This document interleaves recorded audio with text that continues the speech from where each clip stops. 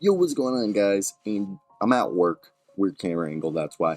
But John Hollinger just put out a great piece, and I wanted kind of to give your guys my opinion on it. So let's get right into today's video. We're talking about a piece that John Hollinger wrote of The Athletic. Former, I believe he was president of basketball operations for the Memphis Grizzlies. Now he's a sports journalist for The Athletic.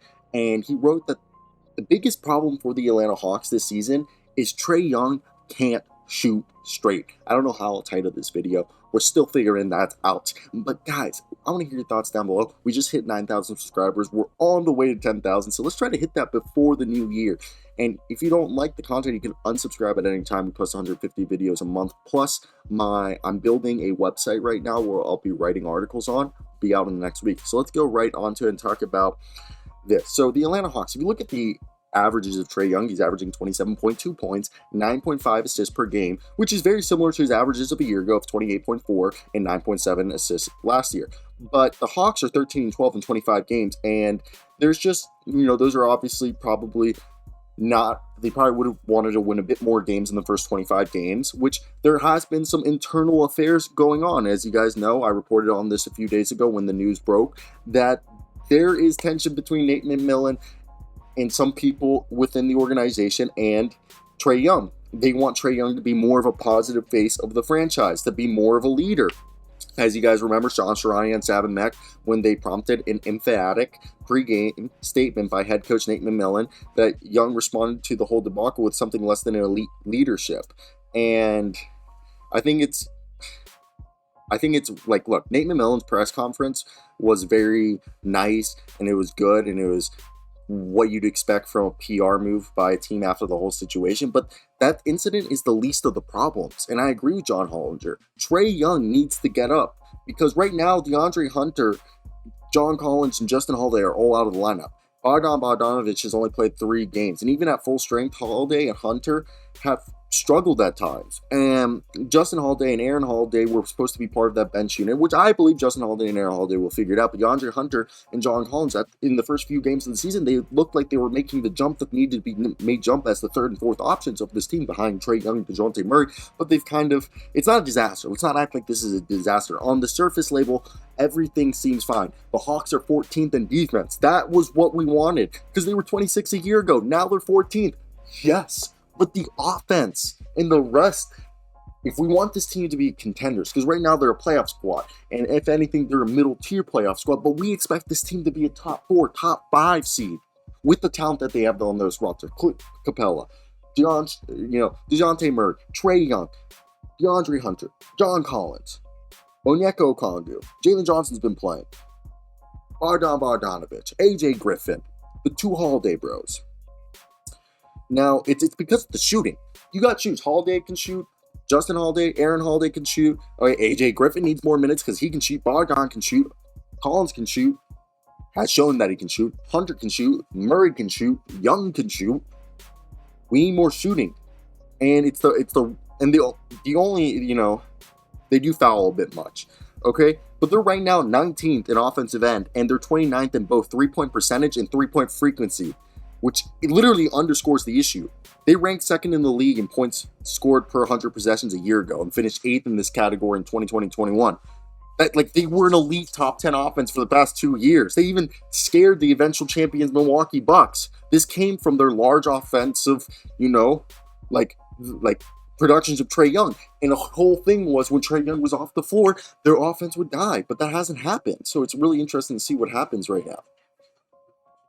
It's definitely an interesting situation while here. Sorry, I paused because people came into the store. But look, the thing is, you brought DeJounte Murray, as you guys seen. I have a conversation with Kevin Schonar, lead writer for Hawks.com, and we both agreed that the theory was that they needed a running mate for Trae Young, and they went out and got DeJounte Murray, so whenever Young's off the floor, there wouldn't be a drop-off, and they can leave Murray or Young on the floor. And also, when they're together, they would just bolster their minutes, because Young used to be a one-man offense, and that's the fact that, they lost Daniil Gallinari and Kevin Huerter, and you didn't think that was just going to end the world. They gave Hunter, signing a $90 million extension, and right there you have yourself Holiday, who defends well, but Holiday is just shooting 39.4%, and Aaron is shooting 41.3%, but they're not putting up a bunch of attempts. So you got yourself Jalen Johnson, who he's not ready to be a floor spacer, but he can provide other stuff. And then two-way Jarrett Culver's been playing defense and energy, but he's not really bringing shooting, 1 for 9 on the year. So it's interesting to see how those things are going. I'm not saying Trae Young's the whole problem, but him shooting is needed. And a big thing is actually the owner's fault. The owner traded away Kevin Huerter, a 42.6% three-point shooter, to avoid paying the luxury tax. They have only 14 roster spots filled, which means they literally are leaving one roster spot open because they don't want to pay the luxury tax. And currently, they're avoiding the luxury tax by $786,000, $720.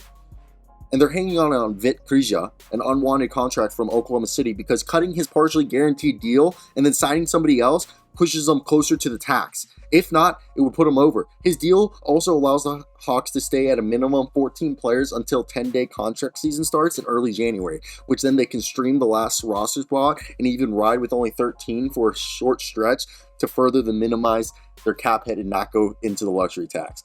So this is not at all entirely Trae Young's fault, and John Hollinger is showing that. But the thing is what their fault is Trae Young not shooting well has caused all the rest of the guys to need to shoot way better than they normally would have to make up for his lack of efficient shooting.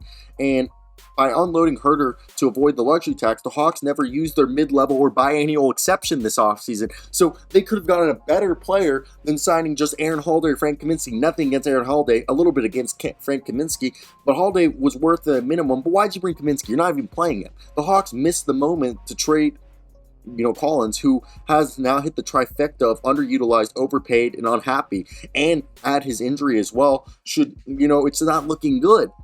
And he was so good that it was worth maximizing Trae Young's prime, but he's so good offensively. Right now, Young hasn't been that guy. He dropped 31 on Milwaukee starters in the first half in Atlanta's second preseason game, but including several deep threes, but he hasn't been making his threes right now.